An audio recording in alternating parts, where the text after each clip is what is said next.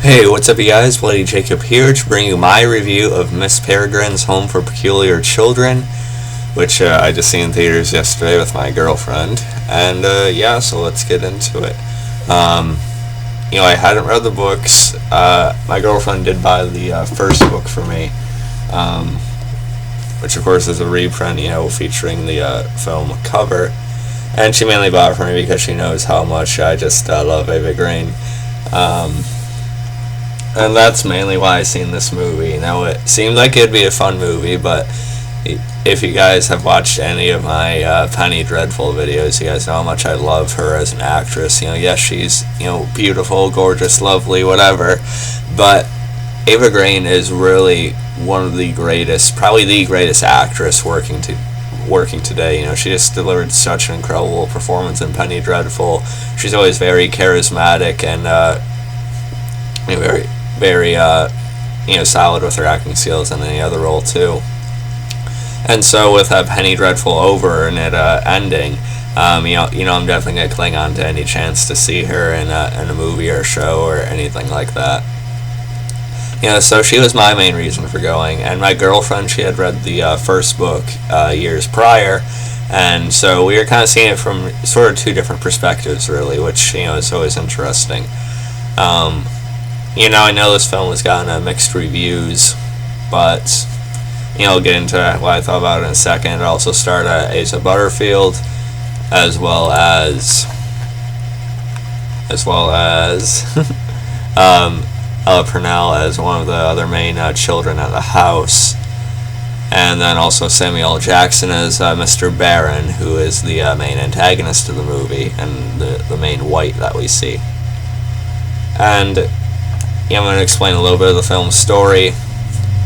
Basically, Asa Butterfield's character Jake, he was told about these monster stories by his grandfather when he was younger, and when his grandfather is sort of mysteriously killed, it starts to come to light that these stories are actually true, and so he does end up traveling to a certain part in another country so he can find this home and supposedly seek out this Miss Peregrine character and get all the answers from her.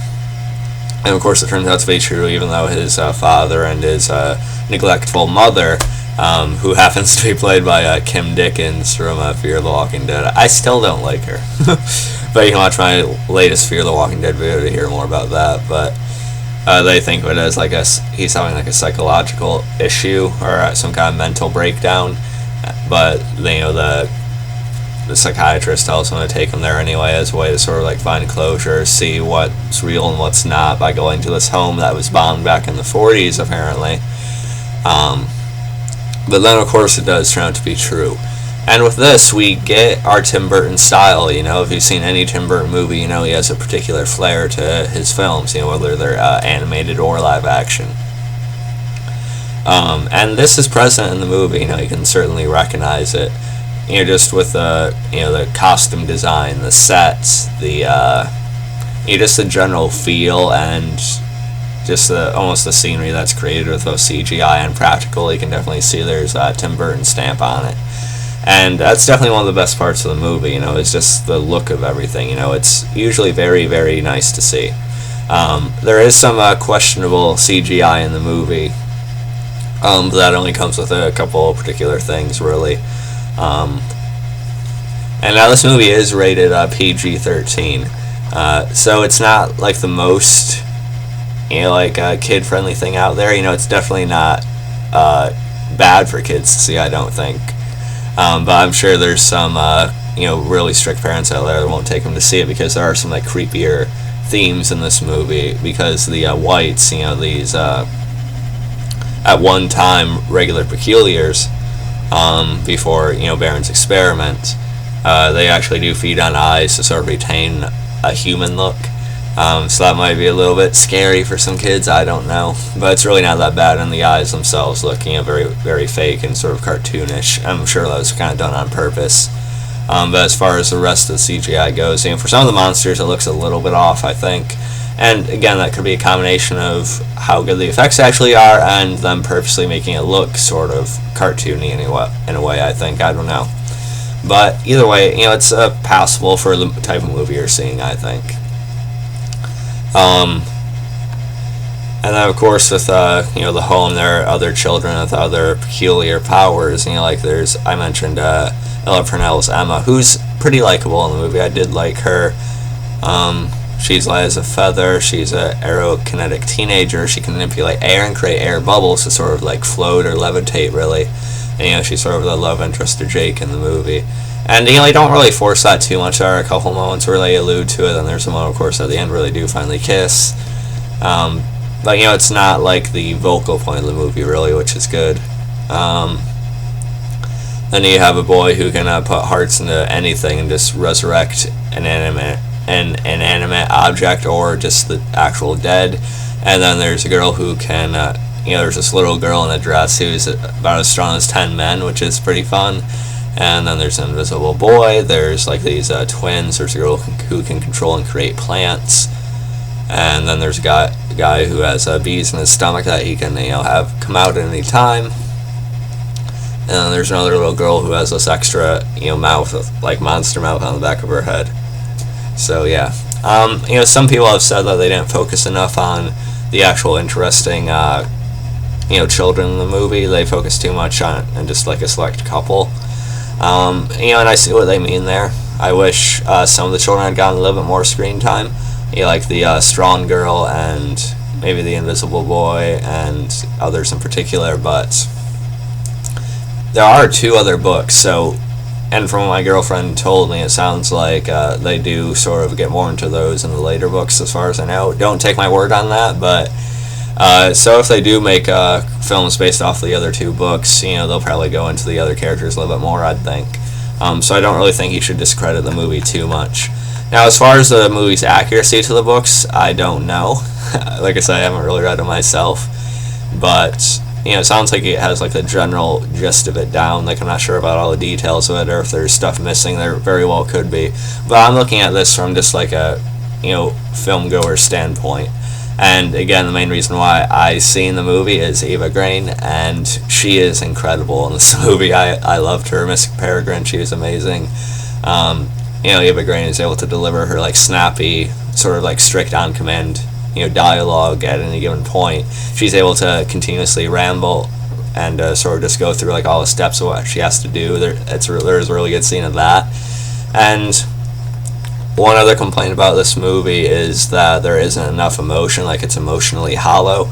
And I can sort of see that, certain children, as well as like a story as a whole, parts of it do feel a bit hollow and sort of anticlimactic by the end in a way, but we'll talk more about that in a few minutes, the ending anyway.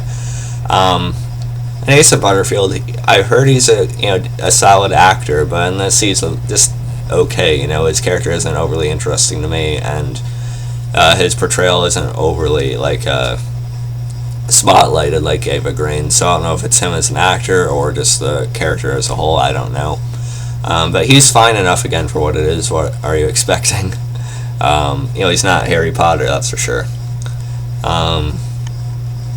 But Eva Green as Miss Peregrine, she's not in the movie enough.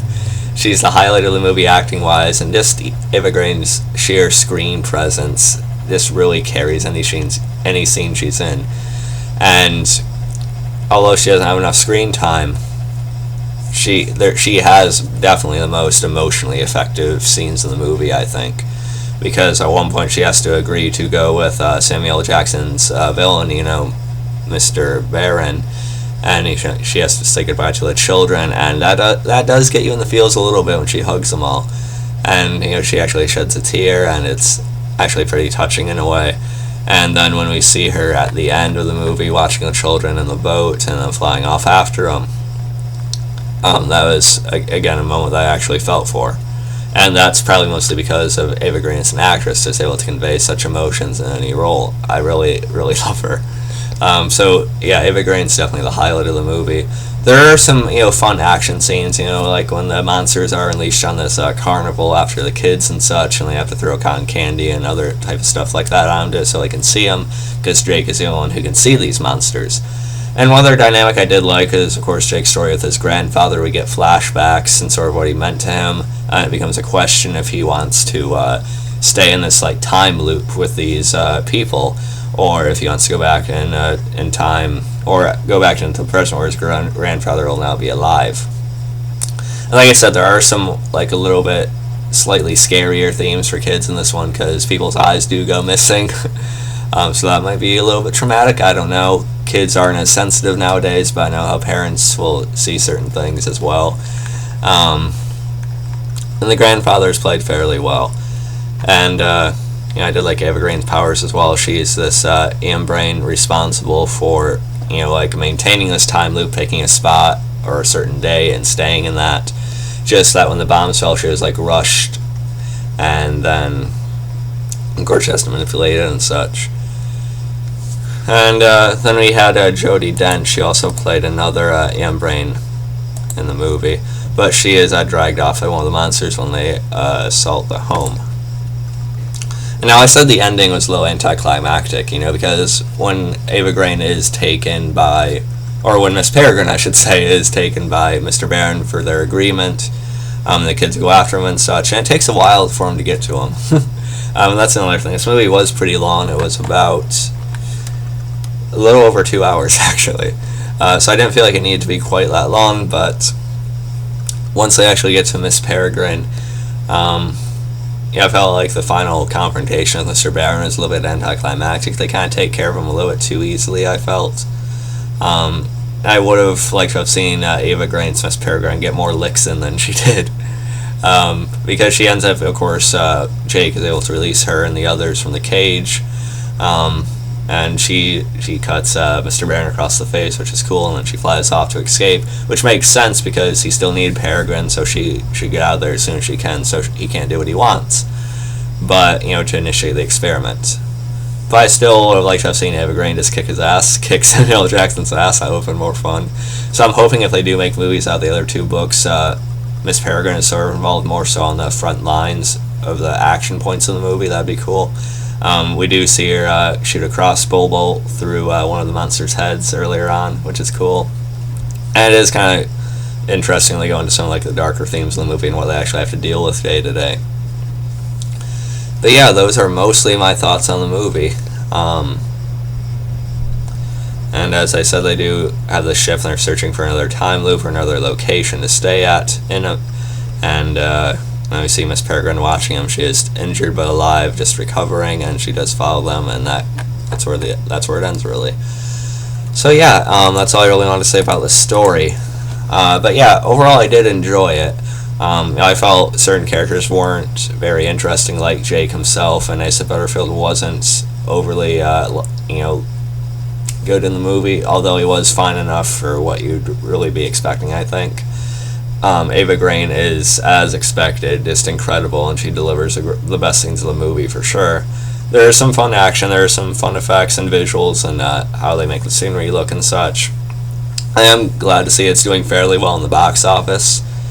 And, I'm not like a huge Tim Burton fan, but I certainly don't see this as being like one of his worst or anything, because it does have that stamp just as well as anything else does I've seen.